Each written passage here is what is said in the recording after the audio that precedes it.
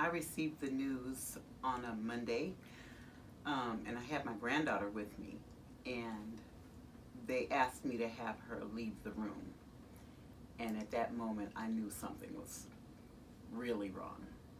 Um, so I just braced myself and I began to pray. Complete disbelief.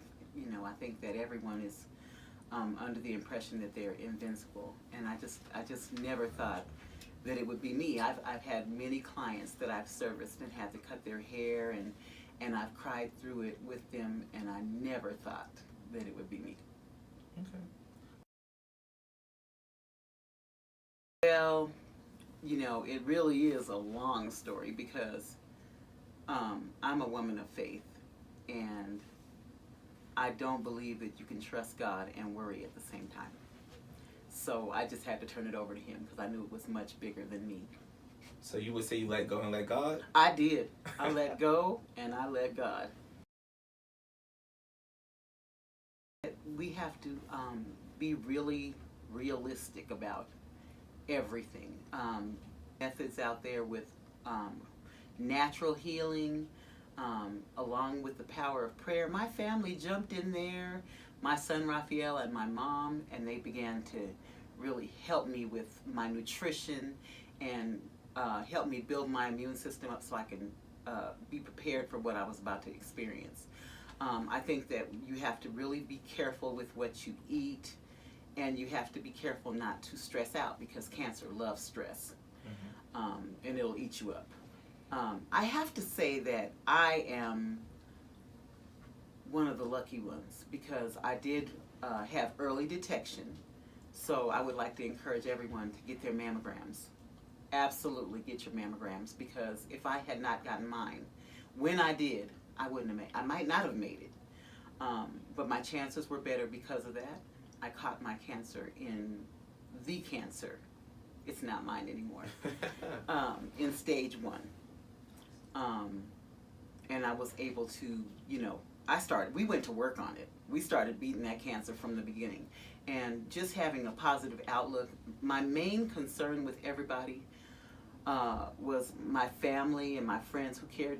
They love me, and I love them. They were worried about me, and I just wanted them to be prayerful and be strong with me. So when you have someone in your life who is experiencing this kind of thing, you have to just really pull together and be strong for them. Because the second that, you know, I found out, I began to cry, and I went inside myself for like a whole weekend. And then when I came back out, like, I realized I had bags under my eyes from crying, and I was like, I gotta fix my lashes. We can't do this, you know. So I came back out and I put my big girl panties on, and I decided I was gonna fight. I would advise everyone to just, you know, try to hold your head up, because it's sad. I mean, some people have a problem with me saying this, but we were all born and we're all gonna die. And I feel like I have a really great life, and if it was my time to go, I was just gonna deal with whatever God was gonna deal to me. So, you know, I just fought it, and just I just tried to put my good face on so I can keep working and continue on as long as I had life.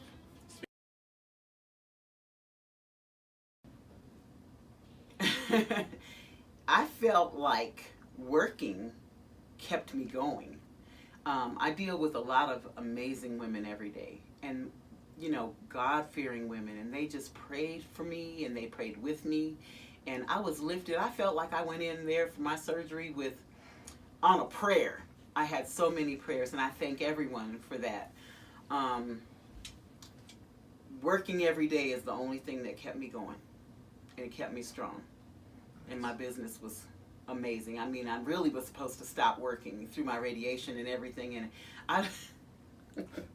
I went back to work 4 days after my surgery, just for a little bit, but I snuck. Get that coin, okay? I couldn't stop. This is just what I do. I love what I do.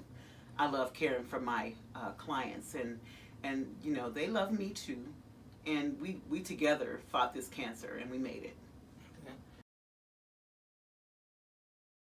It was hard. It was really, really hard. I need people to understand that today, cancer does not mean that you're going to die.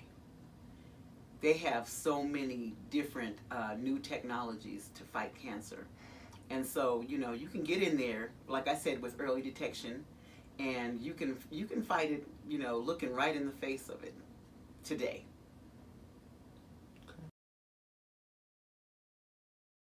I am the first person in my family to have cancer that I know of.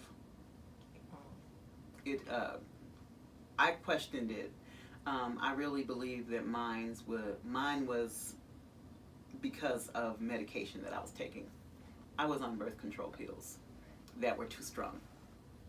And for a person that would be 25 years old at 50, and an emergency room doctor prescribed them for me. My doctor was looking through my files because I kept being ill, and she asked me about all my medications, and when she looked at it and saw that I was on this particular birth control pill, she asked me about it, and she looked into it instantly and asked me when I had my last mammogram. I told her that I had one coming up that Monday coming up, and so she just told me to go ahead and get it, and she would follow up on everything I was doing, and she did. And that's when the little cycle began. Changed my life. Wow. 31 years. 31. Would you say you're the best at it? No. No. I just love what I do. Okay. I love to do hair. My mother's been doing hair for 56 years. My daughter's been doing hair for 12 years. It's in my family. And it's what I do. I'm a person who loves people, and I love taking care of my clients. Nice. Because they know that I care. You know, you want to go to someone who pampers you and does a great job on your hair. I make sure they have healthy hair. I do a good job. I'm good at what I do. I wouldn't say I'm the best. I'm sure I've always got room to learn and to get better. That's why I believe in education and hair, and whatever, you know, your trade is, you have to continue your education. But I love my clients. I love on my clients. I believe in healthy hair, and I do a good job. Are you from Colorado? No, not originally. I'm here by way of New Orleans, Louisiana. The Boo. The food. Okay. And my family, a lot of my family is still there, so I still call it my home, but I literally was raised here in Colorado Springs. I like to tell people that I've been here longer than Academy Boulevard. Literally. When I was a little girl, we played in the dirt, and then people rode horses up and down Academy. I'm 54. You're 54? I am. I would have thought 34 at least. Well, thank Well, you know what God they is say, good. black don't crack. Thank God. I really like to play gospel in the salon. Like I said, I am a child of God.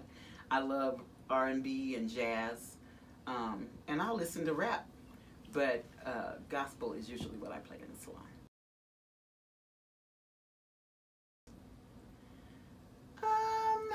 That's a good question. I'm a diva. I own it. It's just everything that's glittery is just beautiful to me.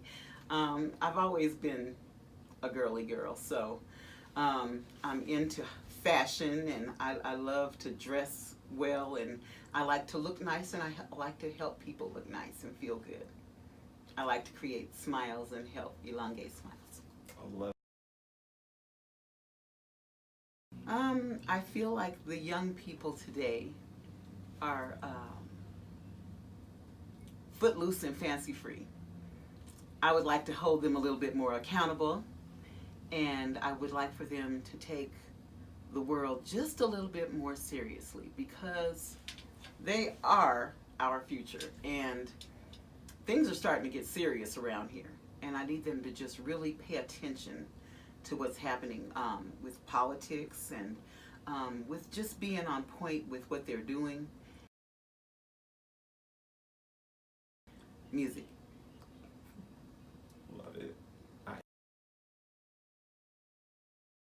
You can reach me at 719-482-0991. And also, we're going to be opening our new location at 2123 North Academy Boulevard. It's going to be Plush Salon and Spa. Nice. So what are you guys gonna do there? We're going to have braiders. We're going to have someone to do your nails, pedicures. And I'm currently looking for an esthetician and an eyelash technician. But we have a full-service salon. Nice, nice.